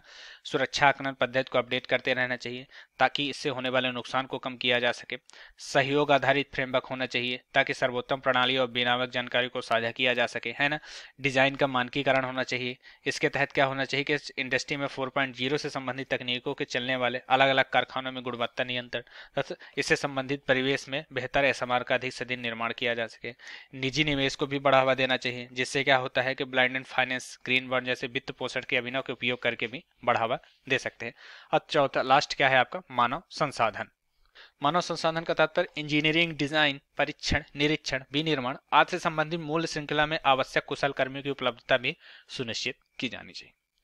अब देखेंगे इसका निष्कर्ष। निष्कर्ष में क्या है, कई देश अपने कुल ऊर्जा स्रोत का परमाणु ऊर्जा की हिस्सेदारी बढ़ाने और नेट जीरो उत्सर्जन लक्ष्यों को प्राप्त करने की दिशा में आगे बढ़ने के लिए बड़े आकारों के रिएक्टरों के साथ साथ एसएमआर का भी उपयोग कर सकते हैं। इसके साथ ही क्या कर सकते हैं कि संबंधित सरकारों और स्थानीय निकायों को प्रासंगिक हितधारकों को शामिल करके परमाणु ऊर्जा के प्रति आम सहमत भी बनाने में एक प्रमुख भूमिका निभानी होंगे। तो इस तरह से आप एसएमआर तकनीक को एक तरह से बढ़ावा दे सकते हैं। अब जो हमारा आज का छठवां टॉपिक है, फेशियल रिकॉग्निशन टेक्नोलॉजी, है ना। तो ये चर्चा में क्या है कि हाल ही में क्या किया गया, संचार मंत्रालय के दूरसंचार विभाग ने आर्टिफिशियल इंटेलिजेंस पर आधारित एक फेशियल रिकॉग्निशन टूल तैयार किया। इसका नाम artificial intelligence and facial recognition powered solution for telecom SIM subscriber verification है। तो इससे संबंधित अन्य तथ्य में देखेंगे कि एएसटीआर को संचार साथी के तहत लॉन्च किया गया है ना। एएसटीआर वस्तुतः एआई आधारित टूल है। इसका उद्देश्य फर्जी जाली दस्तावेजों का उपयोग करके जारी किए गए सिम की पहचान करना है ना। एएसटीआर में टेलीकॉम ऑपरेटर्स के ग्राहकों के डेटाबेस की जांच करता है। इस दौरान एसटीआर एक ही व्यक्ति के नाम पर जारी एक से अधिक कनेक्शन के बारे में पता लगा लेता है। इस प्रकार एसटीआर यह पता लगा सकता है कि एक व्यक्ति में किस नाम से 8 से अधिक सिम कार्ड जारी किए हैं या नहीं। तो ये इस तरह से ये टेक्नोलॉजी इस तरह से काम करती है। 2012 में क्या किया था, डीओजी ने सभी टेलीकॉम ऑपरेटर्स को ग्राहकों की तस्वीर सहित अपने ग्राहक डेटाबेस के साथ साझा करने का आदेश दिया। इसमें क्या होगा कि ग्राहकों की तस्वीर की जांच करता है ना, फेशियल रिकॉग्निशन टेक्नोलॉजी का उपयोग करके, तथा समान दिखने वाली तस्वीरों का पता लगाता है। अब हम देखेंगे फेशियल रिकॉग्निशन टेक्नोलॉजी है क्या, है ना। तो एफआरटी किसी व्यक्ति के चेहरे का उपयोग करके उसकी पहचान पुष्ट करने का एक तरीका है। इसका उपयोग करके फोटो, वीडियो रियल टाइम में लोगों की पहचान करने के लिए किया जा सकता है ना। कंप्यूटर एल्गोरिदम किसी व्यक्ति के चेहरे की आकृति जैसे चिक बाउंस और होंठ के आकार आदि का खाका तैयार करके इसके बाद इस मैप के संख्यात्मक कोड में बदल दिया जाता है, जिसे फेस प्रिंट कहा जाता है। यह कार्य एआई से जुड़ी प्रक्रिया और तकनीकों पर निर्भर करता है। तो इस तरह से इसका उपयोग किया जाता है। और इसके बाद क्या करता है कि सिस्टम किसी पुष्ट करके या पहचान करके फेस प्रिंट संबंधी मौजूदा डेटाबेस में उस व्यक्ति के फेस प्रिंट को सर्च करता है, जो फेशियल रिकॉग्निशन टेक्नोलॉजी से उपयोग से एक तरह से कार्य करता है। अब हम देखेंगे इससे जुड़ी चिंताएं क्या है। मतलब ये तो एक तरह से उपयोग आपने इसके कह सकते हैं कि आपने इसका प्रभाव देख लिया कि हाँ ये कितना फायदेमंद है। अब इसकी चिंताएं क्या है, इससे जुड़ी चिंताएं, इसमें क्या पहला है कि निजता और सहमति, है ना। भंडारण सीमा से व्यक्ति को सूचित करके सहमत लेने के लिए स्पष्टता का अभाव है। डेटा सुरक्षा कानून, है ना, एफआरटी विनियामक व्यवस्था कानूनी प्रावधानों का अभाव है, जिससे क्या हो रहा है कि व्यक्तिगत डेटा संरक्षण विधेयक 2019 को भी वापस ले लिया गया। अशुद्धि, तस्वीर में किसी आंशिक या पूर्ण खराबी, कम रोशनी ली गई तस्वीरें, चेहरे के हाव भाव और बढ़ती उम्र के कारण तकनीकी त्रुटियां भी हो सकते हैं। इससे व्यक्ति की पहचान में भी समस्या होती है। कम प्रतिनिधित्व, लोगों के कुछ समूहों को डेटा को शामिल करने से एफआरटी में त्रुटियां हो जाती है। जैसे भारतीय पुरुषों और महिलाओं की पहचान में असमानता देखी गई। साथ ही नस्ल, लिंग, त्वचा के रंग आदि के आधार पर सटीकता दर में कमी आई है। अब देखेंगे तकनीकी चुनौतियां। एफआरटी आधारित सिस्टम पर डिजिटल हमलों का खतरा बना रहता है। साथ ही फिजिकल अथवा डिजिटल पोर्ट्रेट्स, 3D मॉडल जैसे मास्क या डीप फेक आदि का उपयोग करके सिस्टम से बच निकलने की भी गुंजाइश होती है। अब देखेंगे अन्य प्रकार की बायोमेट्रिक आधारित पहचान। ये उतना हो गया जरूरी नहीं, बस ये है कि एक वन लाइनर में आप जान सकते हैं। जैसे फिंगरप्रिंट वेरिफिकेशन जो आजकल बहुत ज्यादा चल रहा है। डीएनए मैचिंग, है ना, डीएनए के विशेष संश्लेषण का उसकी पहचान की जाती है। आंखों के द्वारा पहचान, आई रिकॉग्निशन, जो भी एक महत्वपूर्ण टेक्नोलॉजी है। हाथों की आकारिकी के द्वारा पहचान की जाती है और आवाज के द्वारा पहचान की जाती है। तो ये एक तरह से कह सकते हैं कि आपके लिए अन्य बायोमेट्रिक आधारित पहचान का एक तरीका है। और दूसरा और सबसे लास्ट का है हस्ताक्षर द्वारा पहचान करना। इसके द्वारा भी एक तरह से बायोमेट्रिक पहचान की जा सकती है। अब ये तो आपने देख ली इसके प्रभाव, इसके क्या नुकसान है। अब देखेंगे इसको एक तरह से आगे की राह में किस हिसाब से इसको बढ़ाया जा सकता है। तो कानूनी प्रावधान क्या कह सकते हैं कि एफआरटी सिस्टम के उपयोग को विनियमित करने और डेटा संबंधी सुरक्षा कानूनों को तत्काल की आवश्यकता है। इसके तहत डेटा के संग्रह और भंडारण के मामले में आवश्यक सुरक्षा उपायों का अनिवार्य बनाना चाहिए, है ना। सार्वजनिक और निजी इकाइयों द्वारा सीसीटीवी के उपयोग से संबंधित स्पष्ट विनियम सुनिश्चित करने की आवश्यकता है। जवाबदेही को एक तरह से करना चाहिए ताकि ऑडिट और पारदर्शिता रिपोर्ट्स को अनिवार्य बनाया जाना चाहिए, है ना। सहमति भी हो, क्षमता निर्माण हो, प्रौद्योगिकी के आम उपयोगकर्ता को एफआरटी तकनीकी और नैतिक दोनों के पक्ष में व्यापक प्रशिक्षण दिया जाना चाहिए। और साथ ही साथ पक्षपात को खत्म करके भी एक तरह से इसको आप सिस्टम को अपडेट करने की आवश्यकता है, जिससे रंग के स्थान धर्म जाति के आधार पर भी इसको पक्षपात न किया जा सके। इससे परिणामों की समानता में सुनिश्चित होगी। तो इस तरह से यह हो गया। अब हमारा जो आज का 7वां टॉपिक है ये है सुपर कंप्यूटर। तो सुपर कंप्यूटर्स ये आज सुर्खियों में गया है। तो जर्मनी में अंतर्राष्ट्रीय सुपर कंप्यूटर सम्मेलन का आयोजन किया गया। इस सम्मेलन में 500 प्रमुख वैश्विक सुपर कंप्यूटर सूची की घोषणा की गई। इसमें भारत के artificial intelligence research analytics and knowledge dissemination platform Airavat को विश्व की वरीयता में करीब 75वें स्थान पर रखा गया। तो इससे ये क्या है, इससे पहले हम देखते हैं सुपर कंप्यूटर। पहले देख लें एरावत क्या है। तो ये महाराष्ट्र के पुणे में स्थित centre for development of advance computing में स्थापित किया गया है। एरावत भारत का सबसे बड़ा और सबसे तेज एआई सुपर कंप्यूटर सिस्टम है, जिसकी क्षमता कितनी है 13,170 टेरा फ्लॉप है। इस एआई सिस्टम को सरकार ने नेशनल आर्टिफिशियल इंटेलिजेंस प्रोग्राम के रूप में स्थापित किया है। सीडैक के अनुसार Airavat operating system Ubuntu 20.04.2 LTS पर कार्य करता है। इस वर्ष की शुरुआत में इसे सीडैक में स्थापित किया गया है। तो ये आपके लिए एरावत की एक ब्रीफ जानकारी हो गई। अब हम देखते हैं कि सुपर कंप्यूटर क्या है। तो सुपर कंप्यूटर ये होते हैं कि जो कम समय में है ना बहुत तेजी से आपकी मात्रा की डेटा की प्रोसेस करते हैं, गणना करते हैं, इसलिए ये असाधारण कंप्यूटर प्रणाली का उपयोग करते हैं। अतः ये super computer high performance computer system होते हैं, है ना। सुपर कंप्यूटर की क्षमता मिलियन इंस्ट्रक्शन प्रति सेकंड के बजाय फ्लोटिंग पॉइंट ऑपरेशन प्रति सेकंड पर मापा जाता है ना। सुपर कंप्यूटर प्रति सेकंड अरबों में खरबों गणनाएं कर सकता है ना। अरबों खरबों गणनाएं कर सकता है, मतलब पलक झपकते ही वो जिस भी डेटा को आप डाल रहे हैं तो उससे जुड़ी डेटा को प्रोसेस करीब हजारों अरबों खरबों उससे प्रोसेस कर सकता है। डिस्ट्रीब्यूटेड कंप्यूटिंग सिस्टम की तुलना में सुपर कंप्यूटर के प्रोसेसर्स के बीच डेटा तेजी से आदान प्रदान होता है, इसलिए सुपर कंप्यूटर रियल टाइम उपयोग के लिए भी आदर्श होते हैं। शीर्ष 500 सूची में शामिल अन्य भारतीय कंप्यूटर में कौन कौन से है? पहला है, एक है परिसिद्धि एआई सुपर कंप्यूटर, जिसे 141वें स्थान पर रखा गया है। इसे भी सीडैक में स्थापित किया गया है। और प्रत्युष सुपर कंप्यूटर, इसे 169वें स्थान पर रखा गया है, जो इसे भारत के उष्णकटिबंधीय मौसम विज्ञान संस्थान में स्थापित किया गया है। तो ये आपके एक तरह से और हो गया। अब एक और है, कौन सा है आपका? मिहिर सुपर कंप्यूटर, इसे 316वें स्थान पर रखा गया है। इसे राष्ट्रीय मध्यम अवधि मौसम पूर्वानुमान केंद्र में भी स्थापित किया गया है। तो शीर्ष 500 कंप्यूटर की सूची में मतलब शीर्ष 5 कंप्यूटर कौन कौन से हैं? पहला है फ्रंटियर, जो संयुक्त राज्य अमेरिका का है। दूसरा है जापान का सुपर कंप्यूटिंग फुगाकू, है ना। तीसरा है लूमी, फिनलैंड का है। लियोनार्डो इटली, और समिट संयुक्त राज्य अमेरिका। मतलब संयुक्त राज्य अमेरिका का पहला और 5वें नंबर दोनों में है। जो शीर्ष 500 की सूची में फर्स्ट 5 जो सुपर कंप्यूटर है वो ये है। अब हम देखेंगे भारत और सुपर कंप्यूटर। तो इसमें क्या है कि सुपर कंप्यूटर के स्वदेशी विकास का कार्य 1980 में शुरू हुआ। इसे भाभा परमाणु अनुसंधान केंद्र सीडैक जैसे संगठनों की भागीदारी से शुरू किया गया था।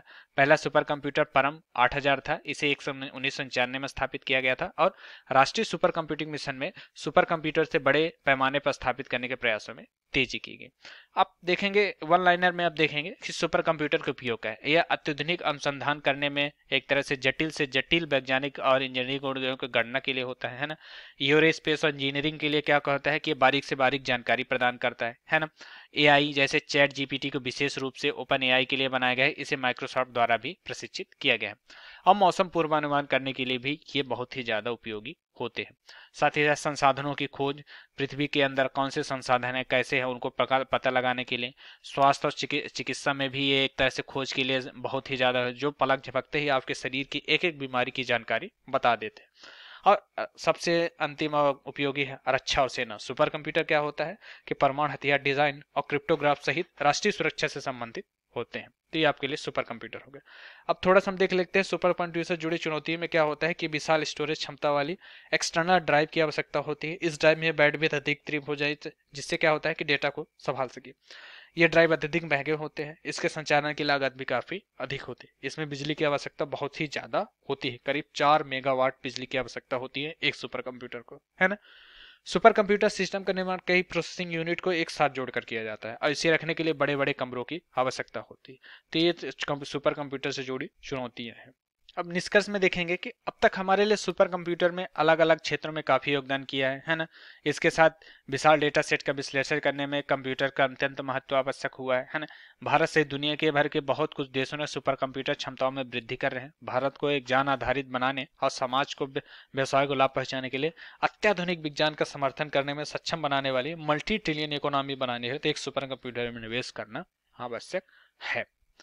अब एक सिस्टम है अपना राष्ट्रीय सुपर कंप्यूटर मिशन, इसे 2015 में चालू किया गया था। इसका लक्ष्य क्या है? हाई परफॉर्मेंस कंप्यूटर फैसिलिटीज के माध्यम से विशाल सुपर कंप्यूटर ग्रिड स्थापित करना, नेशनल नॉलेज नेटवर्क। इसमें क्या करना है कि हाई परफॉर्मेंस कंप्यूटर की एक तरह से नेशनल कंप्यूटर ग्रिड को जोड़ा जाए, संयुक्त रूप से संचालित किया जाए। इसे ऐसे कार्यान्वयन में से क्या किया जा रहा है कि सीडीएक्स से कार्यान्वित किया जा रहा है ना। और इसका उद्देश्य क्या है कि इसे सुपर कंप्यूटर के क्षेत्र में विश्व को अग्रणी देशों में बनाना है और साथ ही साथ प्रयासों की अतिरिक्ता और दोहराव को कम करना तथा सुपर कंप्यूटर निवेश करके उपयुक्त स्तर पे लाना है। ये है आपका राष्ट्रीय सुपर कंप्यूटर मिशन एनएसएम, जो 2015 में चालू किया गया था।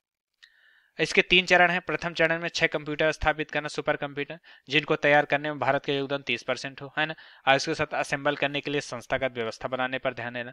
दूसरे चरण में क्या होगा कि सुपर कंप्यूटर का विनिर्माण करना और तीसरे चरण में इसका डिजाइन विनिर्माण पर ध्यान केंद्रित करना और साथ ही साथ कंप्यूटर गति को 35 पेटाफ्लॉप तक ले जाना। तो ये आपके लिए होगा। आज का जो हमारा 8वां टॉपिक है क्रिप्टो माइनिंग। ये हो गया क्रिप्टो करेंसी के बारे में है। ज़्यादा इसको मतलब एक वन लाइनर में अब जाना जरूरी है कि भूटान सरकार और सिंगापुर स्थित बिटडीयर ने हिमालय में क्रिप्टो माइनिंग ऑपरेशन स्थापित करने के लिए $500 मिलियन जुटाने की घोषणा की। इस माइनिंग ऑपरेशन के लिए भूटान में प्रचुर जल शक्ति से उपयोग किया जाएगा। इस प्रकार यह माइनिंग पूरी तरह कार्बन मुक्त होंगी, है ना। इससे संबंधित अन्य तथ्य में हम देखेंगे क्रिप्टो करेंसी माइनिंग करने वाले कंप्यूटर फार्मों को अधिक मात्रा में विद्युत की आवश्यकता होती है। इसके कारण जलवायु पर माइनिंग के प्रभाव की अत्यधिक आलोचना होती है और माइनिंग करने से संबंधित ग्रीन विकल्पों की खोज की बात की जाती है। इसकी पहल भूटान सरकार के निवेशक शाखा ड्रुक और क्रिप्टो माइनिंग वाली फर्म ब्रिटियर द्वारा की गई है। तो ब्रिटियर कंपनी नैस्डैक सूचीबद्ध है और नैस्डैक यूएसए स्थित एक स्टॉक एक्सचेंज है ना। अब देखेंगे ये क्या है, कार्बन मुक्त डिजिटल माइनिंग सेंटर को शुरू करने का विचार किया जा रहा है और साथ ही साथ भूटान में एक कार्बन निगेटिव देश है, इसलिए इससे देश का 60% वन आच्छादित होना चाहिए। तो ये आपके लिए कंप्यूटर माइनिंग हो गया, क्रिप्टो माइनिंग। अब क्रिप्टो माइनिंग के बारे में देखेंगे कि क्रिप्टो करेंसी जैसे बिटकॉइन द्वारा नए बिटकॉइन सृजित करने और नए लेन देन को स्थापित करने की प्रोसेस की एक प्रक्रिया है। कंप्यूटर के विशाल और विकेंद्रीकृत नेटवर्क शामिल होते हैं जो ब्लॉकचेन को सत्यापित और सुरक्षित करने और ब्लॉकचेन वस्तुतः वर्चुअल होते हैं जो क्रिप्टो करेंसी के लेन देन में कुशलतापूर्वक रिकॉर्ड बनाते हैं। तो ये आपका हो गया इतना, इसको जानना जरूरी है, ये तो बेसिक नॉलेज के लिए है। अब क्रिप्टो माइनिंग में क्या होता है कि अलग अलग प्रकार में सेंट्रल प्रोसेसिंग यूनिट द्वारा माइनिंग की जाती है, ग्राफिक प्रोसेसिंग यूनिट द्वारा माइनिंग की जाती है और application specific integrated circuit mining द्वारा भी इसकी माइनिंग की जाती है। ये हो गया, है ना। और अत्यधिक प्रतिस्पर्धा के लिए क्या हो जाए कि क्रिप्टो माइनिंग हमेशा लाभदायक नहीं होती है। तो ये क्रिप्टो करेंसी के बारे में है। अब हम देखेंगे संक्षिप्त सुर्खियां। जो है पहला है एक नाविक क्या है कि भारतीय अनुसंधान संस्थान इसरो द्वारा नेविगेशन उपग्रह नाविक NVS-0 को प्रक्षेपित किया गया था। नाविक क्या है, एक तरह से कह सकते हैं कि इसके आपके जो क्या है कह सकते हैं कि जो आपके गूगल मैप काम करता है, जो आपकी रियल लोकेशन बताता है। तो नाविक क्या है, ये इंडिया द्वारा लॉन्च किया हुआ एक तरह से कह सकते हैं कि मैपिंग सिस्टम है जो आपको रियल टाइम लोकेशन बताएगा, मैप की एक सटीक जानकारी प्रदान करेगा। तो ये नाविक के बारे में है ना। तो इसका जीवन काल 12 वर्ष से अधिक है। यह पहली पीढ़ी के 10 साल से अधिक जीवन काल की तुलना से अधिक है ना। इसकी थर्ड फ्रीक्वेंसी यानी L1 में सिग्नल भेजेगा, है ना। इसमें 1500 किलोमीटर के दायरे में रियल टाइम अवस्थिति और समय संबंधित सेवाएं प्रदान करेगा, है ना। और इसका जो NVS-1 का वजन कितना है 2200 किलोग्राम, जिसको प्रक्षेपित किया गया है। अब नाविक को 7 उपग्रहों के कंस्टलेशन के साथ डिजाइन किया गया। इस प्रणाली को IRNSS के नाम से जाना जाता है। तो ये हो गया। इसमें क्या होता है कि L5 और S बैंड दोनों बैंड प्रदान किए जाएंगे, है ना। क्षेत्रीय नेविगेशन उपग्रह प्रणाली का उपयोग किया जाएगा। विश्व भर में नेविगेशन की प्रणाली में क्या है, अमेरिका की GPS है, रूस की ग्लोनास है, यूरोप की गैलीलियो है और चीन की बाइडो है। उसके साथ भारत की आप तरह से इसको भी देख सकते हैं। जापान में 4 उपग्रह आधारित नेविगेशन प्रणाली जो देश भर में GPS का संकेत प्रदान करती है। अब देखेंगे एक्सरे पोलरीमीटर सैटेलाइट। ये क्या होता है कि ये चरम स्थितियों में चमकीले खगोलीय एक्सरे स्रोतों और विविध गतियों के अध्ययन करने वाले भारत का समर्पित पोलरीमीटर मिशन है। यह विश्व का दूसरा पोलरीमीटर मिशन है। पहला पोलरीमीटर मिशन नासा का इमेजिंग एक्सरे पोलरीमीटर एक्सप्लोरर है। तो ये आपके लिए यहाँ जानकारी बहुत ही ज़्यादा जरूरी है ना। ये हो गया, बस इसमें इतना ही जानना जरूरी है, इसको ज़्यादा जानने के लिए कोई आवश्यकता नहीं है। जापान का प्राइवेट मून लैंडर, ये क्या है कि जापान में इसका नाम क्या है, हकुतो आर मिशन फर्स्ट। ये लैंडर संपर्क टूटने के साथ ही जापान के निजी क्षेत्र द्वारा चंद्रमा लैंडिंग का पहला प्रयास विफल हो गया, है ना। तो ये हो गया हकुतो का मिशन के बारे में थोड़ा बहुत जान लेंगे, जो फ्लोरिडा के कैप कैनवेल से स्पेसएक्स रॉकेट के जरिए प्रक्षेपित किया गया था, है ना। यह चंद्रमा के उत्तर पूर्व में स्थित एटलस अध्ययन करना था, है ना। अंतरिक्ष यान को चंद्रमा के उत्तरी गोलार्ध पर मारे फ्रिग्रोसिस किनारे पर लैंडिंग कराया जाना था, लेकिन क्या है कि ये उस तरह से लैंडिंग नहीं हो पाया, जो लैंडिंग क्रैश होने से इसकी एक तरह से मिशन पे इसका कंट्रोल छूट गया। अब दूसरा है ए साइन इन स्पेस प्रोजेक्ट। ये क्या है, यूरोपीय अंतरिक्ष एजेंसी ईएसए के एक्सोमार्स टैक्स गैस ऑर्बिटर में मंगल ग्रह की कक्षा से पृथ्वी पर एक एनकोडेड संदेश भेजा। इस संदेश को डेनियला डी पॉलिस के नेतृत्व वाली एक टीम ने विकसित किया था। तो ये उतना जरूरी नहीं है इसके लिए, इसको कोई वो ज्यादा वो नहीं। अब एक दूसरा आपका क्या है, क्षुद्र ग्रह की नई पट्टी। इसके बारे में हम थोड़ा सा देखेंगे कि क्षुद्र ग्रह की जो नई पट्टी विकसित की गई है वो क्या है। जेम्स वेब स्पेस टेलीस्कोप, जो फोल्माहैंड नामक तारे के निकट क्षुद्र ग्रह की एक नई पट्टी की खोज की है। ये जो टेलीस्कोप है इसके बारे में थोड़ा जानकारी होना जरूरी है ना। तो जेम्स वेब स्पेस टेलीस्कोप जो है फोमा हर्ल्ड के पास दो अतिरिक्त धूल भरे वलय तथा पट्टियों का पता चला है। इसमें क्या है, अंतरिक्ष वलय चमकीला और मध्यवर्ती वलय संकीर्ण है। तो इसमें ये जानना जरूरी है, जिसमें इसका जो है, तो ये इसे वर्ष 1983 में फोमा हर्ल्ड के पास लंबे मलबे की कुछ पट्टी खोजी गई थी, है ना। धूल भरी पट्टियां क्षुद्र ग्रहों और धूमकेतुओं जैसे बड़े पिंडों के टकराने से उत्पन्न हुए हैं। तो ये बस इतना जरूरी है। इसमें ये जान लेना है कि आपको इसे सूर्यभुज का लैंग्वेज बिंदु L2 में स्थापित किया जा रहा है, जिसे भेजा जा रहा है, और JWST को हबल टेलीस्कोप का अगला चरण माना जा रहा है। तो ये हो गया। अब एक्सोप्लैनेट क्या होता है कि बृहस्पति के आकार को एक्सोप्लैनेट बहिर्ग्रह खोजा गया है। ये भी उतना जरूरी नहीं है आपके लिए, है ना। शनि ग्रह के बारे में कुछ रिपोर्ट आई है कि अंतरिक्ष वैज्ञानिक ने एक टीम ने शनि के चारों ओर 62 नए चंद्रमा खोजे, है ना। शनि पर सर्वाधिक 145 चंद्रमाओं वाला ग्रह बन गया, जिसने बृहस्पति को पीछे छोड़ दिया है। यह सौरमंडल का दूसरा बड़ा ग्रह है, इसमें हाइड्रोजन और हीलियम है ना। तो बस ये इतना है। तेलंगाना के रोबोटिक्स नीति रूपरेखा, ये भी उतना जरूरी नहीं है ना। Open radio access network ARIAN quad, ये थोड़ा सा इसको जानना है कि ओपन ARIAN जो होता है, ये सुरक्षा संबंधी आधारभूत संरचना को मजबूत करने के लिए महत्वपूर्ण घोषणा है ना। इसकी शुरुआत प्रशांत क्षेत्र के पलाऊ में की गई थी। यह पश्चिमी प्रशांत महासागर में स्थित एक देश है। तो ओपन ARIAN के लाभ देख लेंगे कि ये इंटेलिजेंट एंड प्रोग्रामेबल नेटवर्क होता है। स्वामित्व की कुल लागत कम होती है, इसमें स्वचालन और प्रबंधनीयता होता है, बाजार में शीघ्रता से उपलब्ध होता है, नवाचार में तेजी होती है और विक्रेताओं में विविधता होती है, तथा महंगे डेटा सेंटर के बजाय रेडियो वेव्स का इस्तेमाल किया जाता है। ये ओपन ARIAN होता है। अब है health for all report. WHO की health for all transforming economics to deliver what matters शीर्षक से रिपोर्ट जारी की है, जिसे जिनेवा में चल रही 76वीं विश्व स्वास्थ्य सभा में बैठक में जारी किया गया था। इस रिपोर्ट में क्या है, सभी के लिए स्वास्थ्य सुनिश्चित करने हेतु आर्थिक गतिविधियों के संचालन के लिए एक रोड मैप प्रस्तुत किया गया। इस रिपोर्ट को WHO council on economics of health for all ने जारी किया है ना। इस काउंसिल का गठन 2020 में कोविड-19 के महामारी से निपटने के लिए किया गया था। इसका उद्देश्य आकलन करना था कि अर्थव्यवस्था और स्वास्थ्य कल्याण को कैसे महत्व दिया जाए, है ना, तथा इसे कैसे प्राप्त और वितरित किया जाए। तो ये हो गया इतना आपके लिए। कोविड-19 अब अंतर्राष्ट्रीय चिंता, लोक स्वास्थ्य आपातकाल, ये भी हो गया, उतना जरूरी नहीं है आपके लिए, है ना। एमपॉक्स, ये मंकी पॉक्स के बारे में थोड़ा जरूरी है जानना। मंकी पॉक्स वैश्विक स्वास्थ्य आपातकाल को समाप्त कर दिया है WHO ने, है। यह आमतौर पर अफ्रीका में पाई गई थी, है ना, जिसे 2022 में 87,000 लोग संक्रमित हुए थे। वायरस पॉक्स वीरिडे का कुल एक सदस्य है, जिसे आनुवंशिक रूप से अन्य पॉक्स वायरस के नाम से जाना जाता है। इसके लक्षण में क्या होता है, बुखार, शरीर पर चकत्ते, लिम्फ और नोड्स में सूजन, सिर दर्द आदि हो जाती है। वर्तमान में इस बीमारी के लिए कोई स्वीकृत एंटीवायरल मौजूद नहीं है। तो ये हो गया एमपॉक्स यानी मंकी पॉक्स के बारे में। और ये सीनियल वायरस, ये उतना जरूरी नहीं है। थेमिलोवाल सेवा योजना, इसको भी नहीं। अंतर्राज्यीय रोजगार निगरानी नेटवर्क, एक्सिनोबैक्टर बामनी, मानव उत्कों का परिवहन, ट्रांसफैट, ये भी उतना जरूरी नहीं है। तो ठीक है, ये आपका एक हो गया राइस फोर्टिफिकेशन। ये थोड़ा जरूरी है क्योंकि एग्रीकल्चर सेक्टर से है। तो भारत में राइस फोर्टिफिकेशन से चलाई गई परियोजना में स्कूली बच्चों से एनीमिया के प्रसार में उल्लेखनीय कमी दर्ज की गई है। 4 व्यापक पायलट परियोजनाओं की शुरुआत की गई थी। इसमें 3 स्कूल मध्याह्न भोजन से संबंधित थी और एक समेकित बाल विकास योजना थी, है ना।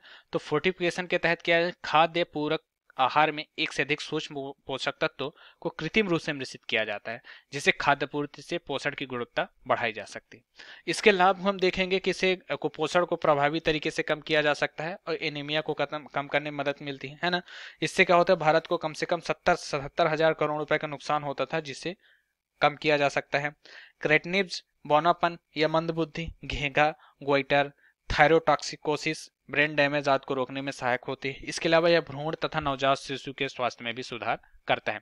भारत में राइस फोर्टिफिकेशन में देखेंगे कि डस्टिंग, कोटिंग, एक्सट्रूजन जैसी विविध प्रौद्योगिकियां उपलब्ध में लाई जाती हैं। चावल को एक्सट्रूजन तकनीक का उपयोग करके सुदृढ़ीकृत किया जाता है।